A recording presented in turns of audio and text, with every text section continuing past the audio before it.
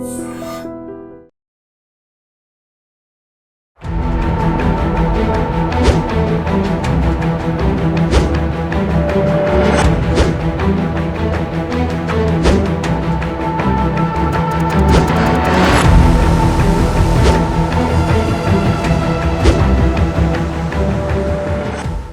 To I dream. కన్న కొడుకే ఆ దంపతుల పాలిట విలన్లా తయారయ్యాడు. ఆస్తి కోసం కన్న తల్లిదండ్రులను చూడకుండా చిత్రహింసలు గురి చేస్తున్నాడంటూ ఆ వృద్ధ దంపతులు రాష్ట్ర డీజీపీని కలిశారు. తమ కొడుకు నుంచి కాపాడాలంటూ వాళ్ళు విజ్ఞప్తి చేస్తున్నారు. ఇలా గన్పూర్ మండలం వెంకటాంపల్లె మాది. నా పెద్ద కొడుకు సిఐ, చిన్న కొడుకు ఎక్కడున్నది మాకు తెలియదు సార్. పేరు నాగేశ్వర రెడ్డి. చిన్న కొడుకు కానిస్టేబుల్. ఇద్దరు బిడ్డలు, ఒక ఆమెను గంగారం ఇచ్చిన, ఒక ఆమెను గోపులాపురం ఇచ్చిన. వాళ్ళ కష్టం చేసుకొని వాళ్ళు బతుకుతున్నారు. మాకేం ఆశపడకుండా వాళ్ళ కష్టం చేసుకుని వాళ్ళు బతుకుతున్నారు. మాకు ఆస్తి పంపకాలు ఆస్తి చేసి అని మా పెద్ద కొడుకు 4 ఏళ్ళ నుండి మాకు సతాయించాడు. సతాయిస్తే నాయన నేను చచ్చిన దగ్గర ఉండాలి, సచ్చినాక చేసుకుందరని చెప్పిన. నాకు 20 ఎకరాలు, తమ్మునికి 10 ఎకరాలు. ఒక కొడుకు ఒక బిడ్డ కదా, తమ్మునికి 10 ఎకరాలు. తమ్ముని బిడ్డ ఉంటే నా కొడుకులు తమ్ముని కొడుకు కలిసి పెళ్లి చేస్తారు. నాకైతే ఇప్పుడు 20 ఎకరాలు అన్నాడు. ఇదేక్కడి పద్ధతి నాయన, ప్రపంచంలో లేనిది. నీ పెద్ద ఓదలు ఉండవు, ఏంటికి కారం అవుతావు నాయన. నీకు 1,00,000 రూపాయలు వస్తాయి, కొంచెం 50,000 వస్తుంది. నీ కష్టం నువ్వు చేసుకొని బతుకున్నాయినా, నువ్వు సంపాదించుకో. ఇంత దానికి ఎందుకు రద్దీ పడతావు? వద్దు నాయన, నీ కాలు మొక్కుతానాయన. ఒకవేళ అమ్మనాయన చచ్చిపోయినరు అనుకో, అమ్మనాయన చచ్చిపోతే నేనే సాకినా, నేనే చెల్లెలు పెళ్ళిళ్ళు చేసిన అనుకో, నేనే తమ్ముని సాగిన అనుకో, పెద్ద పనులు చేసుకొని ఆయన ఈ కాలం కాకునాయన నీ కాలు మొక్కిన చెప్పిన. చెప్తే కూడా కాక పొట్టనికి వచ్చిండు, కుర్చీ తీసుకొని ఉరికొచ్చిండు. కుర్చీ తీసుకొని ఉరికొచ్చినప్పుడు నాకు మోకాలకు ఆపరేషన్ అయ్యింది. లేచే పరిస్థితిలో లేను. నేను లబలబ మొత్తుకునే వాళ్ళకల్లా నా ముందర కుర్చీ వాళ్ళకి పెట్టిండు. అట్లా 4 సార్లు వచ్చి 4 కుర్చీలు వాళ్ళకి దించాడు. ఒక్కడు ఒంటిగా వచ్చిండు. పేపర్ తీసుకొని వచ్చి నాకు ఏడాడిస్తావు ఇక్కడ రాసి, ఫస్ట్ నాకు ఏడాడిస్తావు రాసి అని 2 సార్లు వచ్చి బెదిరించిండు. బెదిరిస్తే ఉడకంగా నువ్వు చంపినా సరే కానీ 10 మందిని తోలుకొచ్చుకొని ఆయన అయితే ఆయన చేసిస్తా కానీ 10 మందిలో మాట్లాడుకొని చేసుకుందరని చెప్పిన. కౌలు రైతు 10 దంతల తుకం పోసిండు. 5 ఎకరాలు 2 సార్లు దున్నిచ్చిండు. ఇప్పుడు 30,000 చిల్లర అయ్యింది ఖర్చు. అయినాక పోపించినాక వచ్చి ఇప్పుడు అందరిని ఊళ్ళా మొత్తం ఎన్ని టాక్టాలు ఉంటే అన్ని టాక్టాలు రద్దు. ఎవరు పోయినా మీ మీద కేసు చేస్తా అని అందరినీ బెదిరించిండు. మామూలు అప్పుడు ఫోన్ చేయమన్నాడు. 5 ఎకరాలు కావాలి, ఇవ్వకపోతే తలకాయ రోట్లో పెట్టి దాంస్తా అని మాతోటి అన్నాడు. తలకాయ రోట్లో పెట్టి దాంస్తా, నరికి పొలి జాలుతా. నేను చెప్పినట్లు వింటావా లేదా? నీవే నేర్పుతున్నవే తమ్మునికి అంటాడు. నీవే నేర్పుతున్నావు. మాకు ఒకరి దగ్గర ఒకరు ఓగుద్దు. మామూలు వచ్చి కొడుతుండడు. వాళ్ళు ఎవరంతలకు వాళ్ళు ఉండేటట్లు పిలిపించి భయం పెట్టు సార్ అని చెప్పినాం. ఇప్పుడు పోయి అడిగినాం కూడా. ఆ దంపతులు ప్రస్తుతం మనతో లైవ్ లో ఉన్నారు. వాళ్ళని అడిగి అసలు ఏం జరిగింది, కన్న కొడుకు ఈ విధంగా ఎందుకు తయారైన విషయాల్ని వాళ్ళని అడిగి తెలుసుకుందాం. అమ్మా నమస్తే. అమ్మా నమస్తే సార్. అమ్మా ఒకసారి మీరు మీ హస్బెండ్ ఇద్దరు డీజీ గారు కలిసి వెళ్ళారు. మీ ఇద్దరు కొడుకులు కూడా, ఒకరు కానిస్టేబుల్ ఒకరు సిఐ అయిండు కూడా, మిమ్మల్ని ఎందుకు వేధిస్తున్నారు? అసలు ఏం జరిగిందమ్మా? సార్ ఏం చెప్పాలి సారు, పెద్ద స్టోరీ అయితే కనుక చెప్తే వికారం సారు. ఏం చెప్పుకున్నాను మేము, పెద్ద స్టోరీ అది 4 ఏళ్ల నుండి జరుగుతుంది సారు. 4 ఏళ్ళ నుండి 10 ఏళ్ల నుండి మమ్మల్ని మోసం చేసిండు. మేము కానలేదు. నా పిల్లగాడు కదా, నాకు మంచిగా చేస్తాడు కదా, ఒకనాడు చేస్తాడు కదా, ఓ పని చేసుకుంటాం కదా అని చెప్పని మాతోనున్న డబ్బులన్నీ పెట్టినాడు సార్ కాప్యానికి. నాతోనే దాదాపు 30 లక్షలకు ఉండేది సార్. కదమ్మా, ఇప్పుడు ఆస్తి అంతా ఎవరిది? మీదా, మీ ఆయనదా, లేదంటే వాళ్ళ తాతగారిదా? తాతగారిది 7 ఎకరాలే సార్. మిగతాది మేమే సంపాదించినాం సార్. మిగతాది నేను మా రెడ్డే సంపాదించినాము. కష్టం చేసినాము మేము. డివైడ్ అయినాక మా మధ్య మేమంతతో డివైడ్ అయినాక మా పొలం మార్కెట్ లో పెట్టి మేము డబ్బులు 1,00,000 రూపాయలు తెచ్చుకున్నాం. ఆ కాలంలోనే 30 ఏళ్ళ అవతల బ్యాంకుల, ఆంధ్ర బ్యాంకుల మార్కెట్ చేసి తెచ్చుకొని అవి వడ్డీలకు ఇచ్చుకున్నాం సార్. మాకు మస్తు పంట పండించుకున్నాం సార్. మేము ఒకటి ఉప్పు పసుపు కొనుక్కొని తిన్నాం సార్. అంతా మా సేద్యం మేము వండించుకొని తిన్నాం సార్. పాలు కూరగాయలు అమ్ముకొని పెట్టుబడి పెట్టుకున్నా సార్. నేను వచ్చిన డబ్బులు ఎన్నికేసుకున్నా సార్. నేను డబ్బులు వేసుకొని ఇంక అట్లా నాకు పెద్ద కొడుకుని చదివిపించిన సార్. ఆ పెద్ద కొడుకు వెనక పుట్టిన ఆమెను 5 అక్షరాలే చదివిపోయలేదు సార్. బలర కాడ పెట్టిన గొల్లు 40 గొల్లు తెచ్చి బలర కాపించిన నా బిడ్డలను. చేయించని కూలి నా ఎమ్మడేసుకొని కూలి చేపించిన. గణపురం అంతా తిరిగి పాలు అమ్మినావు. నా బిడ్డలు కూడా కూరగాయలు అమ్మిండ్రు. మీరు జనకుండా వచ్చి వరకు ఈ నుండి ఆడి వరకు చేపలలో తెలుసుకున్నా ఇంతే ఉండాలి సార్. అట్లా చేసుకొని ఒకడు పెద్దగా అయితే ఒకడు ముందలు పోతే ఇంతమందిని దాకుతాడు, నా కొడుకు గూస్తాడు అని చెప్పని కరాటే నేర్పించిన. నాకు ఇంగ్లీష్ కావాలి అమ్మా, నాకు రవీంద్ర విద్యాలయంలో నేర్పించిన చదువు ఫస్ట్ 5వ తరగతి వరకు. ఆ నుంచి మళ్ళా గవర్నమెంట్ స్కూల్లో చదివిపించిన.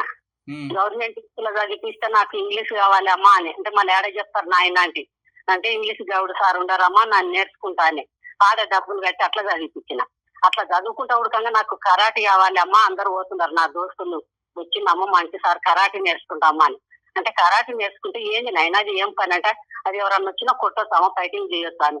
ఏమో పిల్లగాని కలిసి ఎందుకు వద్దానాలే, ఇప్పుడు ఏం మా చేత కాదా, కష్టం చేసుకుంటున్నాం కదా, డబ్బులు అయినా సరే పోను ఆయన అట్లా కూడా నేర్పించిన. అట్లా ఇంటర్ వరకు అయింది సార్. ఇంటర్ వరకు అయింది. ఇంటర్ వరకు అయినాక ఇంచీస్ కూడా చేసిండు గన్పూర్. మళ్ళా గన్పూర్ నుంచి మళ్ళీ హైదరాబాద్ మామనార్ పోయిండు, డిగ్రీ చేసిండు. డిగ్రీలో కూడా సారు ఢిల్లీకి ఒకసారి పంపించిండు. అప్పుడు ఎంత ఖర్చు అని లెక్క లేకుండా పెట్టినాను సార్. మా చేతి నిండా డబ్బులుండే. రాజేందర్ సారు వాళ్ళకు రాజేందర్ సారు పంపించిండు, ఢిల్లీకి పంపించిండు. అట్లా పంపించిన. మళ్ళా సంవత్సరం అయినాక మళ్ళా ఢిల్లీకి ఆడి మళ్ళా పోతామా వచ్చింది నాకు శాంత అని సార్ ఉండి పంపింది సార్ రెడ్డి సాప్ అని మళ్ళా పంపించిన డబ్బులు కట్టి. అట్లా 2 సార్లు అట్లా పంపించిన. డిగ్రీ అయిపోయింది. ఆడ హైదరాబాద్ మాబనాల ఉడకంగా నేను కోచింగ్ పోతామా, నాకు స్పోకెన్ ఇంగ్లీష్ కావాలి, నాకు రాదమ్మా ఇంగ్లీష్ మళ్ళా పోతామా అని అన్నాడు. అంటే అట్లా డబ్బులు కట్టి అట్లా తోలిచ్చిన. రామిరెడ్డి సార్ తోటి మళ్ళీ అట్లా తోలిచ్చిన. కృష్ణారెడ్డి సార్ తోటి ఉడకంగా డబ్బులు కట్టి అట్లా తోలిచ్చిన. ఇంత కష్టపడి చదివించారు కదమ్మా, చదివించిన తర్వాత ఎందుకు మీ అబ్బాయి ఇలా మారాడు అనుకుంటున్నారు? మాకు తెలియదు సార్, అది ఆడోళ్ళ మహిమ సార్. అది ఆడోళ్ళ మహిమ, అత్తమామల మహిమ. మీ అబ్బాయి మంచోడే మీరు చెప్తున్నారు, ముందు ఎప్పటి నుంచి ఇలా మారాడు? పెళ్ళైన కానుంచి మారిండు సార్. పెళ్ళైన కానుంచి మారిండు. పెళ్లి ఖాయం అయినాక గుడుకంగా మా తోటి డబ్బులు ఉండయి. పెళ్లి ఖాయం కాకముందే భూమి కొన్నాం సార్ మేము. మా తోటి కూడా ఎప్పుడో గెడిచేసుకున్నాడో అని ఆలోచనే ఏర్పాటు ఉన్నాయి. మా అమ్మనాయన తోటి డబ్బులు ఉండయి, మా తమ్మునికి ఎడతారో మా చెల్లెళ్ళకి ఎడతారో ఇవి పెట్టి 5 వేలని మన దృష్టిలో ఉన్నది. అయితే మేము అనుకున్నాం నా పిల్లలే కదా, నా పిల్లలకే చేస్తుందా కదా, నాకెవరు చెప్పేది ఏముంది. ఒక్క నిమిషం లైన్ లో ఉండమ్మా. ఎమ్మెల్యే సాబ్ వచ్చారు లైన్ లోకి.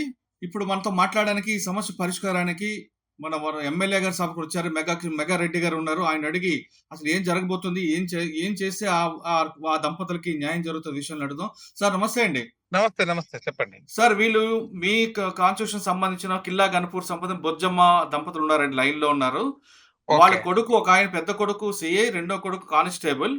వాళ్ళకి భూమి ఉంది. ఆ భూమి తమ పేరు రాయమని వేధిస్తూ కొట్టడమే కాకుండా బాగా హింసిస్తున్నారండి. వాళ్ళు ఈ రోజు మన డీజీపీ గారు ఆఫీస్కి వచ్చి ఒక లెటర్ ఇచ్చి వెళ్ళారండి. అమ్మా ఎమ్మెల్యే సార్ లైన్ లో ఉన్నారు, చెప్పమ్మా మీకు ఎలా వేధిస్తున్నారో. నమస్తే సార్. నమస్తే సార్ మేఘరెడ్డి సార్. నమస్తే. మా వెంకటాంపల్లె. అమ్మా నమస్కారం మా చెప్పండి. పెద్ద కొడుకు నాకు 2 కొడుకులు, నాకు 20 ఎకరాలు ఇవ్వాలి, తమ్మునికి ఒక కొడుకు ఒక బిడ్డ 10 ఎకరాలు ఇవ్వాలని 4 ఏళ్ల నుండి సతాయించింది సార్. మమ్మల్ని సతాయిస్తే ఎట్లా అవుతుంది నైనా, ప్రపంచంలో లేనిది ప్రపంచానికి ఎదురైతావా, వద్దు బిడ్డ సరిసగం తీసుకుంటా అని చెప్పిన. నేను చెప్పినాక కూడా ఈమె లేదు. ఈయనకు అట్లా సంవత్సరం సతాయించాడు. సతాయించి 2-3 సార్లు ఖాళీ పేపర్ తీసుకొని వచ్చాడు మా తోలికి. తెల్ల పేపర్ తీసుకొని వచ్చి నువ్వు దీని మీద సంతకాలు పెట్టు, అని అడిగిండు నన్ను. ఏంటికి నాయన అని అడిగిన. అంటే నువ్వు కాకపోతే నువ్వు సంతకం పెట్టకపోతే నాకు ఏడాడ రాసి ఇస్తావా, రాసి పొలం నేను అడిగిన తోటి నాకు రాసి అని బెదిరించిండు. అట్లా కూడా కన్నా చేయలేదు. చేయకపోయేటాలకల్లా ఉరుకాత ఓను కుర్చీ తీసుకురాను, మా వీధ కొట్టడానికి వచ్చేటాలకల్లా నేను లభ మొత్తుకునేటాలకల్లా నా ముందర వాళ్ళకి కొట్టిండు. అట్లా 5 సార్లు వచ్చి 5 కుర్చీలు వాళ్ళకి కొట్టిండు. అయినాక ఈయన తప్పు లేడు వీడు చేసి తప్పటని నేను మా పెద్ద మంచి మాట్లాడుకుని అట్లా కాదు నాయన పెద్ద మనుషులు ఇద్దరిని మన లోపల మన కుటుంబంలో తోలుకొచ్చుకొని మాట్లాడుకొని సాల్వ్ చేసుకుందాము. బొజ్జమ్మ ఈ మధ్య కాలంలో మీకు ఎలా వేధిస్తున్నాడు చెప్పండి ఒకసారి. ఇప్పుడు ఇంకా మళ్ళా 15 ఎకరాలు ఆయన తీసుకున్నాడు సార్. అది 3 కాదమ్మా, ఎకరాలకి ఎక్కువ అది ఇచ్చిన కాదు. ఉద్యోగం కన్నా. పొలం మీ పేరు మీద 11 మీ పెద్ద ఎకరాల మనిషి పేరు- నరయాదిరెడ్డికి ఇచ్చినాం. కాదమ్మా అమ్మ సార్ ఒక ప్రశ్న అడుగుతున్నా, సమాధానం చెప్పు. సార్ ప్రశ్న అడుగుతున్నారు. అమ్మా ఇప్పుడు ఆ పొలము మీ పేరు మీద, మీ ఆయన పేరు మీద, పెద్ద ఆయన పేరు మీద ఉంటది కదా, మీరే చేపించినాం వాళ్ళకి సారు. ఇవ్వాలి కదా, మీకేమి 22 ఇబ్బంది? తారీఖు నాడు ముసలాన్ని కొట్టి చేపించుకొని పోయిండు. మళ్ళా పెద్ద మనసులో పార్కాత్ రాసుకున్నాము. పోయిన సంవత్సరం జూన్ లో రాసుకున్నాడు. ఈ జనవరి 2 తారీఖు నాడు చేపించుకున్నారు, లోన్ తెచ్చుకున్నారు. ఇప్పుడు మళ్ళా పొలాలు ఆపుతున్నాడు చేయొద్దని. ఇంకేమైనా బెదిరిస్తున్నాడమ్మా మీకేమన్నా? బెదిరిస్తున్నాడు సారు. నాకు ఇంకా 5 ఎకరాలు ఎక్కువ ఇవ్వాలి అంటాడు. పొలాలలో చేసేటోళ్ళని అందరినీ ఆఫ్ చేసిండు. చిన్నోడు మళ్ళీ పెద్ద వంతులను నాన్న నేను నాటుకుంటా అంటే ఇంకా నాటుకోరా, ఇంకేం పంచాయతీ లేదు, తిరిగి లేదు, నాటుకోని యాదిరెడ్డికి చెప్పిండు. చెప్తే వాడు 10 గంటల పంపించిండు, 5 ఎకరాలు దున్నిపించిండు, 30 ఏళ్ళ పెట్టుబడి పెట్టిండు. ఇప్పుడు కౌలలో అందరిని ఆపిండు. వస్తే మంచిగా ఉండదు చూడండి, మీరా నేనా సావజంతో సంపుతా. వాడు మొగోడు అయితే నా తమ్ముడిని రమ్మని వాళ్ళ సంగతి ఏందో నన్ను చూసుకుంటా. నేను ముందర వచ్చినా నాకన్నా వాడు మనగాడ రమ్మని అని చెప్పాను. ఊళ్ళో మొత్తం ట్రాక్టర్ల కల్లా ఒక్క నిమిషం మా బొజ్జమ్మ ఒక్క నిమిషం ఆగమ్మా, సార్ చెప్తున్నారు. చిన్న కొడుకు తక్కువ ఇచ్చి పెద్ద కొడుకు ఎక్కువ ఇవ్వాలని నీ పెద్ద కొడుకు అంటున్నాడా? అదేనండి. ఓకే, నేను ఒక వెంకటాంపల్లి గ్రామ పెద్దలు ఎవరెవరైతే సెటిల్ చేసిండ్రో వాళ్ళతో మాట్లాడతా, లోకల్ ఎంఆర్ఓ గారితోనో ఎస్ఐ గారితో మాట్లాడతా. వాళ్ళ డీజీపీ గారికి ఏం కాంప్లైంట్ ఇచ్చిరో నాకు ఇస్తే నేను ఆ ప్రాబ్లమ్ సాల్వ్ చేయడానికి ట్రై చేస్తా. మీకు వాట్సాప్ లో పంపించారండి. వాళ్ళు ఏమంటున్నారంటే ఎవరికైనా కంప్లైంట్ ఇస్తే చంపుతామని బెదిరిస్తున్నారు, కాబట్టి మాకు ప్రాణానికి భయం ఉందంటే ఆవిడ చెప్తుంది. Yeah okay, no issue. మిమ్మల్ని ఎవరు చంపరు, ఏమో అవన్నీ మీ ప్రేమలు, తల్లి కొడుకులకు ప్రేమలు ఉంటాయి. ఆయన కూడా చెప్తాము. నేను ఎంఆర్ఓకి అక్కడ లోకల్ ఎస్ఐకి ఆ గ్రామ పెద్దలు ఎవరైతే పెద్ద మనుషులతో తెంపుకున్నారో ఆ పెద్ద మనుషులతో అందరితోనే మాట్లాడతలేమ్మా, మీరు కొంచెం కూల్గా ఉండండి, మాట్లాడదాం. అమ్మ సార్ ఏమంటున్నారంటే లోకల్లోనే ఎస్ఐ గారు చెప్తాను, భయపడదని చెప్తున్నారు. కాదు సార్, న్యాయం జరగాలి. వాళ్ళిద్దరు ఎవరిని వాళ్ళు చేసుకున్నాలే, మా దగ్గర రాకుండా ఉండాలి. ఉన్న భూమి చేసుకున్నారు. మా పరిస్థితి ఏంటి, మా చేత కాకుండా అయింది, మా బతికేంది, మా జీవనం ఏంటి, మేము ఎట్లా బతకాలి, ఏం తినాలి, మాకెవరు దిక్కు. సరే అర్థమైందమ్మా, అర్థమైంది. వీళ్ళు జాబులు ఉండవని మాకు పింఛన్ కూడా తగ్గలేదు. 100 రోజుల పని చేసుకొని బతికి వెళ్ళినారు. ఇప్పుడు పోనీకి చేత కూడా కాదు. 4 ఏళ్ళు అవుతుంది పని కూడా, 100 రోజుల పని కూడా పని చేసుకున్నాం మేము. అమ్మా మీరు భయపడక్కర్లేదు. సార్ ఏమంటున్నారంటే మీకు ఎమ్మెల్యే సాబు లోకల్ ఎస్ఐ గారు చెప్తాను, ఎంఆర్ఓ చెప్తాను, మీ ఇంటికి వస్తారు, భయపడక్కర్లేదు, ఎవరు మీ దగ్గర రారు, ఆ సమస్య పరిష్కారం చేపిస్తాను అని సార్ అంటున్నారమ్మా. దుఃఖము 15 రోజులు అవుతుంది సారు, పనికి రాదు.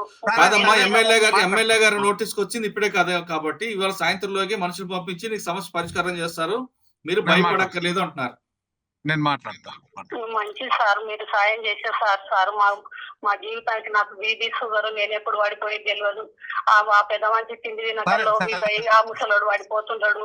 మొన్న పొట్టనికి వచ్చే గోడ నెత్తి గుద్దుకున్నాడు, నెత్తి పని చేస్తలేదని మా 4 శ్రీకృష్ణ హాస్పిటల్ ఎక్సల్ ఆయన. సరే ఒక్క నిమిషం మీరు లైన్ లో ఉండమ్మా, మీరు లైన్ లో ఉండండి,